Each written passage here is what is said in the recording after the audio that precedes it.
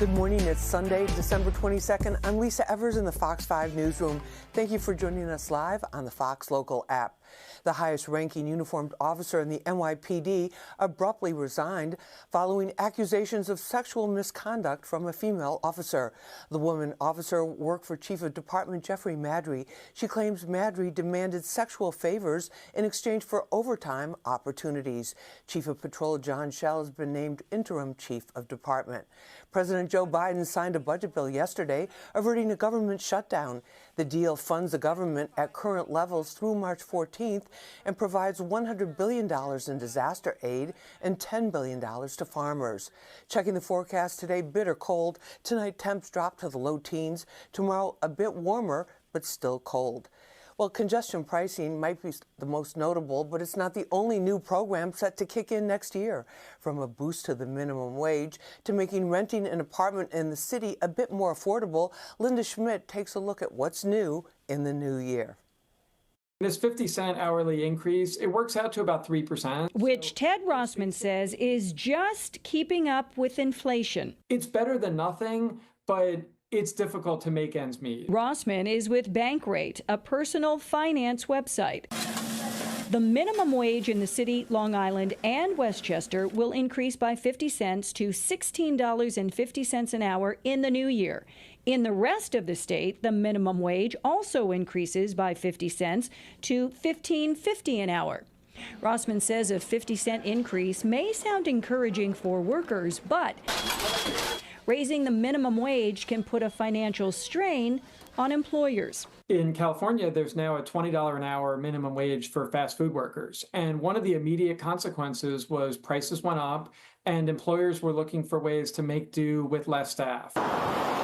Congestion pricing also kicks off in 2025.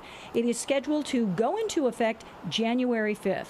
When that happens, hopefully we're going to see a major reduction in traffic. And it's also an important source of funding for improving our mass transit system. Congestion pricing is not the Hail Mary solution that Governor Hochul is making it out to be. A flat tax will always hurt those with less money more.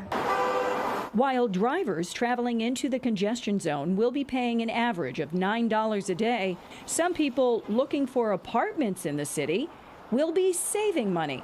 We're seeing that it may save prospective tenants up to $5,000 when it comes to finding a new home. Brooklyn City Council member Chio Say sponsored a new law that prohibits landlords from passing the cost of broker fees onto prospective tenants.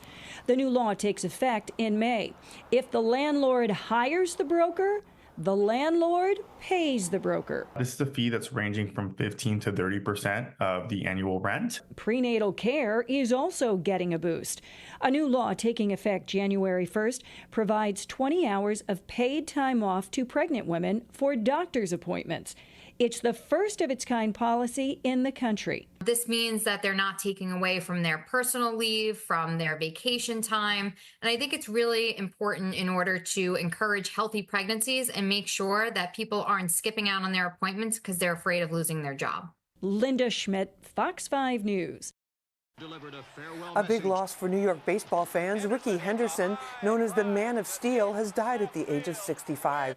The all-time stolen base leader played for both the Mets and Yankees. One of his teammates, another New York baseball legend, Don Mattingly, says Rickey was simply the best player he ever played with.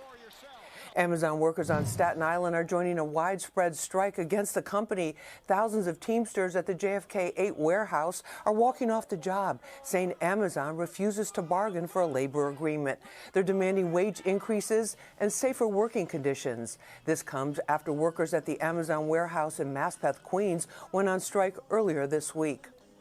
Meanwhile, Amazon is cracking down on fake reviews for products on their site after an FTC ruling that prohibits businesses from paying for reviews. Fox 5 Arthur Chien has more.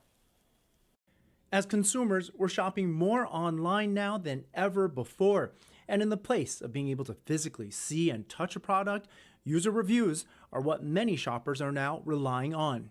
I won't buy anything without good reviews. Before I order anything, especially from Amazon, I'm going for the reviews to see photos, videos, or what people didn't like about the product. But there's a growing problem infecting the online shopping world, that of fake reviews, and it's prompting the online juggernaut Amazon to crack down on it. The company is sending out questionnaires to influencers with reviews appearing on TikTok, YouTube, and Instagram, asking the reviewer about their interaction with the seller of the product. The Amazon crackdown is backed by a new rule at the Federal Trade Commission, giving the FTC the ability to seek civil penalties of over $50,000 per offense for violators. It is a problem, and it's been a growing problem for years. Trey Bodge, smart shopping expert at TrueTrade.com, herself has been approached with retailers trying to buy a fake review from her. I've definitely been approached by brands that say, oh, we'll give you this product for free, but you have to buy it first and then we'll reimburse you, or we'll give you a credit to buy it. So then there goes my verified review. The smart advice from shopping experts is for us to do our homework, to look at multiple reviews, both the good and bad and everything in between. And here's an interesting one. They say to take a look at the brand's own social media accounts because the comments posted on there are less likely to be paid feedback. And there's one more thing. If you're shopping with a retailer that you're not familiar with, for example, you want to go to, say, Trustpilot, for example, and see if they have a good rating. And in the end, a retailer with a good return policy means they're ready to do the right thing if you don't like their product. Experts saying retailers paying for fake reviews tend not to want their product back. Arthur Chien, Fox 5 News.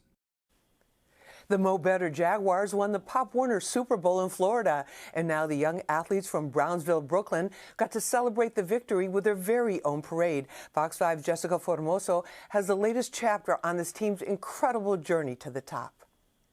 The Mo Better Jaguars went through a lot to achieve this title, national champions. So what better way than to celebrate them here at home in Brownsville with a ticker tape parade. The team meeting at the field where they practice. Neither the cold nor the snow stopped these 8- and 9-year-olds from having their moment. Time to shine! Time to shine!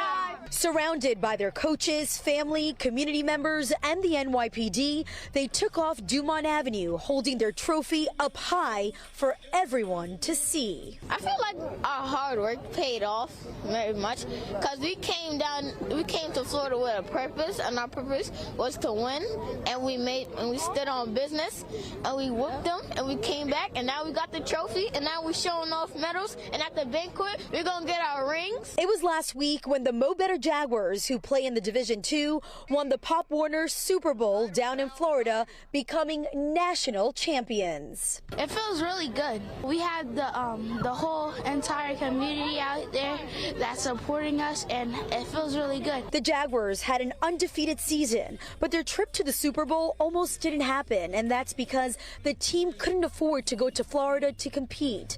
They needed to raise $47,000. The community rallying behind the boys to make their dreams come true, dreams that culminated here at home with a well-deserved parade. I just feel really emotional, really I feel really happy. They're letting the team us feel have our space, have our fun, because we deserve it. We did what we had to do. Mayor Adams stopping by to personally congratulate the team, saying they heard through us that the team wanted a parade, and so a parade they got. This all came together in just days, the NYPD taking the lead, making it all possible. If the Yankees can have a ticker tape parade going down Broadway and the Liberty, then the Mo Better Jaguars in Brownsville can have a ticker tape parade. For years, there's been a partnership between the Mo Better Jaguars and the New York City Police Department. We have our youth coordination office in the 73rd. They come out here when they're practicing. They offer their support, their help, and their guidance. It's a team and community, and that's what public safety is about. The cops and the community coming together and helping these kids. The Mo Better Jaguars say next year they will be going for another win. In Brownsville, I'm Jessica Formoso, Fox 5 News. Now a final check of the forecast. Today, bitter cold. Tonight, temps drop to the low teens. Tomorrow, a bit warmer, but still cold. And that does it for us this morning. I'm Lisa Evers. Have a great day. And remember, Fox 5 News is always streaming here on the Fox Local app.